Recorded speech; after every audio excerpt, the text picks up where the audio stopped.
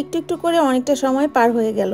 9 মাসের জার্নি, অনেক লম্বা সময়। মনে হচ্ছিল কি দিনই কাটে না, বাট দেখতে দেখতে কতদিন হয়ে গেল। আর মাত্র 1.5 মাসের মতো সময় আছে। 1.5 মাস পরে সে যখন আসবে তখন আমাদের বাসার রুটিন পুরোই পাল্টে যাবে। খাওয়া দাওয়া ঘুম সব হারাম হয়ে যাবে সেই ছোট্ট বাবুটার দিকে খেয়াল রাখতে রাখতে। তারপরেও কত অধীর আগ্রহে আমরা সবাই অনেক এক্সাইটমেন্ট নিয়ে অপেক্ষা করছি সেই সুন্দর দিনটার জন্য, ইনশাআল্লাহ। আসসালামু আলাইকুম, কি অবস্থা, কেমন আছেন সবাই? আলহামদুলিল্লাহ আমরা অনেক ভালো আছি। বাইরে ইদানিং আর যাই না, দেখা যায় যে উইকেন্ড হলেও খুব একটা বাইরে প্রয়োজন ছাড়া বেরই হয় না, কারণ বাইরে এখন অনেক গরম। আর একটু বের হলেই শরীর খারাপ লাগে, বাচ্চাগুলো অস্থির হয়ে যায়। সকালে ঘুম থেকে উঠে ওদেরকে খাওয়ানোর পরে ওদের হোমওয়ার্ক করতে বসালাম। আপনারা অনেকেই মনে করেন যে আমি মনে হয় আমার বাচ্চাদেরকে ধমকই দেই না। আসলে ব্যাপারটা এরকম না। ধমক কেন দেব না?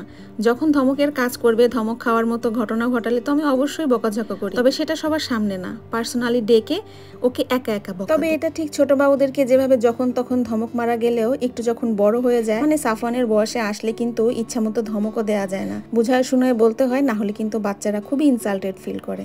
যেমন ধরেন পড়াতে বসলে যখনই আমি ওদের সাথে বসে থাকবো, সুন্দর করে দুইজন লিখবে, যেই না আমি টেবিল থেকে উঠে যাই দুইজনের কি যে হয় কুরুক্ষেত্র লেগে যায়। ওই সময় যদিও মনে মনে ইচ্ছা করে একটা ধমক মারি, কিন্তু আসলে আমি এসে ধমক মারি না। আমি যে কাজটা করি সেটা হচ্ছে আমি উল্টা করি, বুঝাই বলি, সানায়া মামুনি আমি জানি যে তুমি এত সুন্দর করে লিখতে পারো, আমি 1 থেকে 200 গুণার মধ্যখানে তোমার সব লেখা শেষ হয়ে যাবে। এই কথাটা বললে ও খুব ইন্সপায়ার ফিল করে, আর সত্যি সত্যি আমাকে বলে, মামা তুমি 1 থেকে 200 গুনতে থাকো, আস্তে আস্তে আমার লেখা শেষ হয়ে যাবে। এবং তারপরে একবার টেবিল থেকে উঠবেও না, আর আমি আস্তে আস্তে 200 গুণার মধ্যখানে ওর লেখাও শেষ হয়ে যাবে। যে কথাটা বুঝায় বললেই কাজ হয়, সেটা খালি খালি ধমক দিয়ে বলতেই বা যাবো কেন? ওই যে 2 দিন আগে সাফনের বাবাই ফুলগুলো নিয়ে আসছিল না, ফুলগুলোর মধ্যে কিছু কিছু ফুলের আবার পাতা একটু নষ্টর দিকে হওয়া শুরু করছে। ভাবলাম পানিটাও পাল্টাই দেই, আর সেই সাথে ওই যেগুলো একটু নষ্ট হয়ে গেছে সেগুলো ফালাই দিয়ে যেগুলো পরিষ্কার আছে বা ফ্রেশ আছে সেগুলো ঢুকায় রাখি। আমি একটা জিনিস খেয়াল করছি, ঘরের ভিতরে প্লাস্টিকের ফুল দিয়ে যতই সাজানো থাকুক না কেন, বাসায় যদি একগুচ্ছ ফুল থাকে, কাঁচা ফুল, ঘুরে ঘুরে দেখবেন একটু পরপর মনে হবে ওই ফুলের দিকেই যাই, ওই ফুলটাই দেখি। ওই ফুলটা দেখলে মনটাও ফ্রেশ লাগে। তাই আমার খুব ভালো লাগে যখন সাফনের বাবা ফুল নিয়ে আসে। আর জাপানে যে কত পদের কালারফুল ফুল আছে, এই যে এখানে যতগুলো ফুল আছে তার মধ্যে 2-1টা ফুলেরই হয়তো আমি নাম জানি, ম্যাক্সিমাম ফুলের নামই আমি জানি না। এই যে ফুলের তোড়াটা কি সুন্দর লাগতেছে না, কত সুন্দর কালারফুল। এর ভিতরে অবশ্য ছোট ছোট কিছু লাল গোলাপও ছিল, ওগুলো দেখতেছে না। আমার মনে হয় ওগুলো সাফনের বাবা তার গার্ডেনে নিয়ে যে পুঁতে রাখছে। এই ভদ্রলোকের ধারণা গোলাপের ডাল পুঁতে রাখলেই নাকি গাছ হয়ে যায়। কি ঈদের দিন ছুটি নিবা নাকি তুমি স্কুলে যেতে চাচ্ছিলা? যেতে চাচ্ছিলাম, কিন্তু এখন ঈদে যাব। এখন ঈদই করবা? কেন মন চেঞ্জ করলা কেন, সেটা আমি জানতে চাচ্ছি। মামার কথা শুনতে চাচ্ছ? আমার বাচ্চারা এত ভালোবাসে মাম্মাকে, কেন তুমি মন চেঞ্জ করলা সেটা জানতে চাচ্ছি। তুমি যেতে চাইলেই অনেক, তাই। নামাজ পড়তে যাবা? মন খারাপ করলা তুমি যেতে পারলো না তাই? আমি তো সেইটুকু না, আমার সুইমিং আছে না। বাচ্চা কাচ্চাগুলো শেষ পর্যন্ত রাজি হয়েছে। কেন এত ভালোবাসি করো মাম্মাকে সেটা বলো। তুমি ভালোবাসো তাই? আমি ভালোবাসি তাই? আমি কাকে ভালোবাসি? আমাদেরকে। তোমাদেরকে? সেটা সত্যি কথা। ওই যে বললাম না যে গাছের ডাল মনে হয় পুঁতে রাখছে, দেখেন এই যে গোলাপের একটা তোড়া ছিল, ছোট ছোট কিছু গোলাপ, এইগুলাকে এনে এরকম করে পুঁতে রাখছে। তার ধারণা এখান থেকে গোলাপের গাছ হবে। গোলাপের গাছ হওয়া এত সহজ, আমি জীবনে কম গোলাপের চারা লাগাই নাই রে বাবা। যাই হোক, সে যেহেতু লাগাইছে সে ট্রাই করে দেখুক, হইলে তো ভালোই, এখানে অনেক অনেক গোলাপ ফুল হবে। একটা জরুরি কাজে একটু বাইরে যাচ্ছি, আমি আর সাফনের বাবাই যাব, ওই দুইজনের বাসায় রেখে যাব, এই কাছেই একটা কাজে। যে কোনো সময় বাইরে বের হইতে গেলে আমি মাস্ট যে জিনিসটা ব্যবহার করি সেটা হচ্ছে একটা সানস্ক্রিন।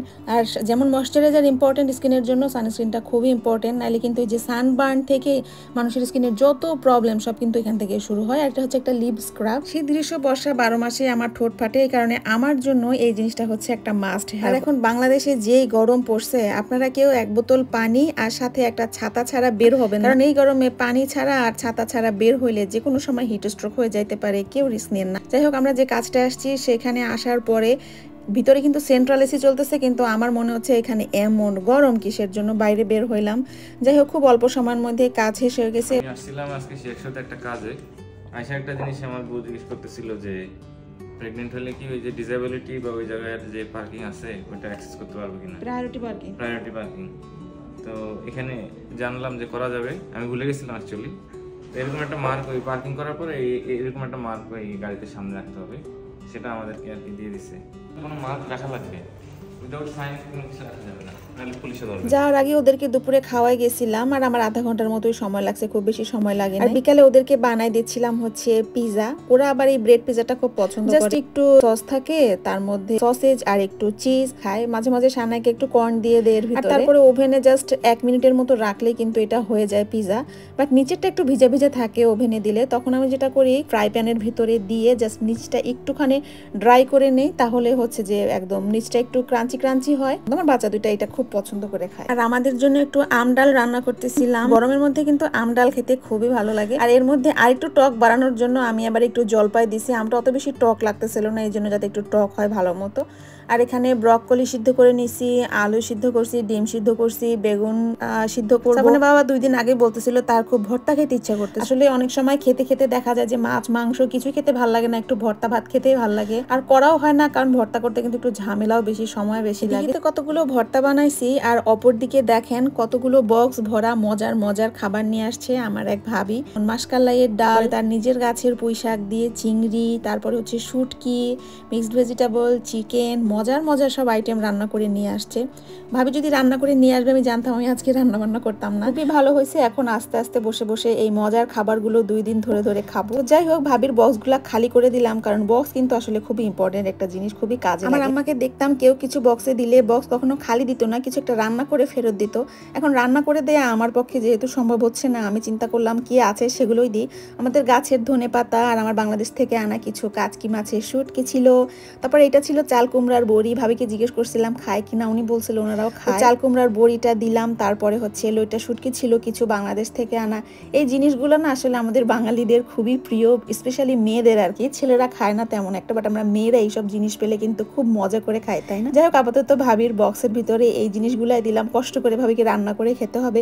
কোনো একদিন বাসায় দাওয়া দিয়ে সুন্দর করে রান্না করে খাওয়াবো ইনশাআল্লাহ। আজকে কয়েকদিন ধরেই ভাবছিলাম যে হসপিটালের ব্যাগটা একটু একটু করে গোছাই, কারণ হসপিটালের ওনারা বলে দিছে যে 31 উইক হয়ে গেলে ব্যাগটা আস্তে আস্তে করে তোমরা গোছানো শুরু করো। তো আসলে একটু একটু করে তো কিনতেছি, সবকিছু এখনো কেনা হয়েও যায় নাই, কিছু কিছু জিনিস হয়তো কেনা বাকিও আছে। তো যতটুকু হয়েছে ততটুকু ভাবলাম আজকে ব্যাগের মধ্যে একটু একটু করে ঢুকায় ফেলি। সাফনের আব্বু গেছে হচ্ছে ব্যাডমিন্টন খেলতে, অনেকদিন খেলতেও যায় না। আর সাফন সানাকে নিতে চাইছিল কিন্তু আমি আর দেই না। বাচ্চাগুলা আমার তাড়াতাড়ি ঘুমায় যায় 8:30টার মধ্যে, দেখা যায় যে ওর আস্তে আস্তে রাত 10টা বেজে যায়।